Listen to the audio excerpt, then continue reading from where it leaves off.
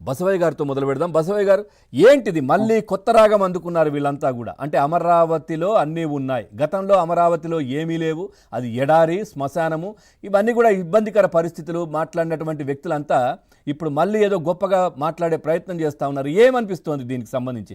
ఎన్నో ఇబ్బందులు మీరు పడ్డారు, ఒక అమరావతి ప్రాంత దళిత నేతలుగా కావచ్చు, రైతులుగా కావచ్చు, ఎన్ని ఇబ్బందులు పెట్టారు, ఈడ్చి పడేశారు. అమ్మవారికి పొంగళ్ళు సమర్పించడానికి వెళ్తూ ఉంటే ఆడవాళ్ళను కూడా ఇబ్బందికర పరిస్థితి సృష్టించారు, ఆడవాళ్ళ పైన కూడా. ఇప్పుడు గొప్పగా మాట్లాడే ప్రయత్నం ఏంటి? దీంట్లో ఏదైనా మళ్ళీ వీళ్ళ కుటిల రాజకీయ నీతి కావచ్చు, ఇవన్నీ ఏమైనా అనిపిస్తోందా మీకు?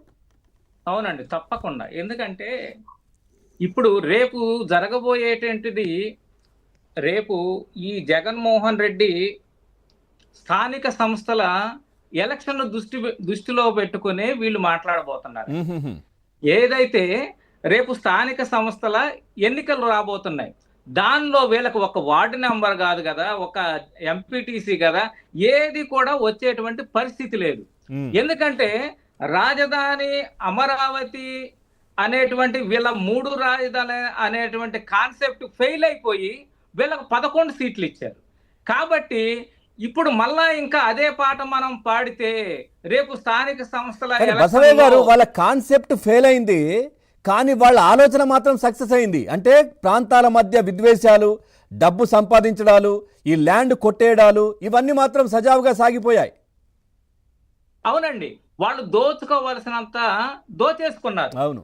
అయితే ప్రజల మనసును గెలుచుకోలేకపోయారు. అవును. ప్రజలు చేత్కరించారు, ప్రజలు వాళ్ళకి ఓట్లు వేయలేనటువంటి పరిస్థితి. అందుకోసమే ఈ రోజు కొత్త రాగం అందుకున్నారు. అమరావతి అమరావతి అమరావతి అని కొత్త రాగం అందుకున్నారండి. వీళ్ళు ఓసర వెళ్ళి అమ్మ మొగుళ్ళు అండి, వీళ్ళు ఓసర వెళ్ళి అమ్మ మొగుళ్ళు. ప్రజలు నమ్మరండి వీళ్ళ మాటలు. ప్రజలు ఎప్పుడో డిసైడ్ అయిపోయారు. ప్రజలు ఈ పార్టీని కానీ, ఈ పార్టీ నాయకులు కానీ, వీళ్ళ జగన్మోహన్ రెడ్డి చెప్పేటువంటి మాటలు కానీ నమ్మేటువంటి ప్రసక్తి లేదు. ఎందుకంటే ఆ రోజు కూడా 2019లో జగన్మోహన్ రెడ్డి అసెంబ్లీలో 3 సార్లు ఎస్ ఎస్ ఎస్ రాజధాని ఇక్కడే ఉంటుందని చెప్పారు కదా. మరి చెప్పినటువంటి ఎలక్షన్ ముందాము ఒక రకంగా ఉండారు, ఎలక్షన్ అయిపోయిన తెల్లారి వీళ్ళ యొక్క అస్సలు రంగు బయటపడిందండి. అందుకోసమే ప్రజలు డిసైడ్ అయిపోయి ముక్త కంఠంతో ఆంధ్ర రాష్ట్ర ప్రజలందరూ కూడా జగన్మోహన్ రెడ్డిని ఇంటికి తరిమేశారు. 11 కదా. అమరావతి అనే 5 అక్షరాలు జగన్మోహన్ రెడ్డికి ఉన్నటువంటి మధ్యలో, అంటే 151లో 5 వీకేశారు, 2కు పరిమితం చేశారు పంగనామాలు పెట్టి. అవును. కాబట్టి ఇప్పుడు ఏమనుకుంటున్నారంటే మనం మళ్ళీ ఫెయిల్ అయిపోతాము, మన ఉన్నటువంటి మన పార్టీ నాయకులు కూడా మారిపోయేటువంటి పరిస్థితి. కాబట్టి మనం కూడా జై అమరావతి అందామని చెప్పేసి వీళ్ళ నాటకాలు మొదలేశారండి. మేము అమరావతి రైతులుగా, దళితులుగా ఒకటే చెబుతున్నాం, జగన్మోహన్ రెడ్డి చంపలేసుకొని జై అమరావతి రాజధాని ఇక్కడే ఉంటుంది అని చెప్పినా గానీ ప్రజలు నమ్మే పరిస్థితి లేదు. ప్రజలు నమ్మేటువంటి పరిస్థితి లేదు. ఎందుకంటే అన్ని ఇక్కడే ఉన్నాయని చెబుతున్నావు కదా, మరి నువ్వు వైజాగ్ లో అన్ని కోట్లు పెట్టి అక్కడ ఎందుకు కట్టావు జగన్మోహన్ రెడ్డి? ఇక్కడ అన్ని పరిపాలన అంతా బాగానే జరుగుతుంది అంటున్నారు కదా, మరి అక్కడ నువ్వు ఎందుకు నిర్ణయం తీసుకున్నావు? అక్కడ ఎందుకు వెళ్ళావు?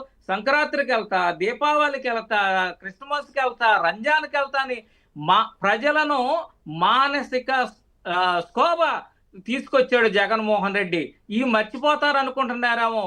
మీరు తలకిందులుగా తపస్సు చేసినా గాని ప్రజలు మీ మాటలు నమ్మరు, ప్రజలు మీకు ఓట్లేసేటువంటి పరిస్థితి లేదు. సజ్జలు కాదు, ఇంకొకళ్ళు కాదు, ఎవరు చెప్పినా ప్రజలు డిసైడ్ అయిపోయారండి. ఈ ఎలక్షన్ కాదు, వచ్చే ఎలక్షన్ కాదు, ఆపై ఎలక్షన్ కూడా ప్రజలు కూటమి నాయకత్వాన్ని ఎన్నుకుంటారు. వీళ్ళ మాటలు అసలు నమ్మరండి. రైట్. వంశీ గారు నమస్కారం. గుడ్ ఆఫ్టర్నూన్ పవన్ గారు. వంశీ గారు, ఏంటిది మళ్ళీ ఒక కొత్త ఆలోచన వీళ్ళది? సజ్జల రామకృష్ణారెడ్డి మాటలు ఎట్లా చూడాలి? ఇవన్నీ కూడా ఏదో మళ్ళీ కుట్రబని